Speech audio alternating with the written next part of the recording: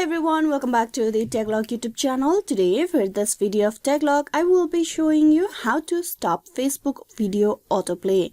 To begin the process, open the Facebook application, and once you have been logged in, you need to tap on the three horizontal lines on the top right. Tap that, and from there you scroll down, tap on Setting and Privacy, then tap on Settings. In the setting page, you need to scroll down to the Preference and you need to tap on the Media option. Tap that.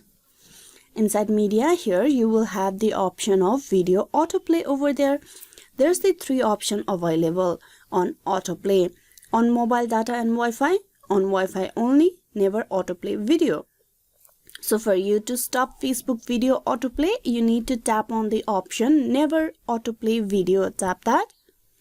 This way, your videos will not be autoplayed on Facebook anymore.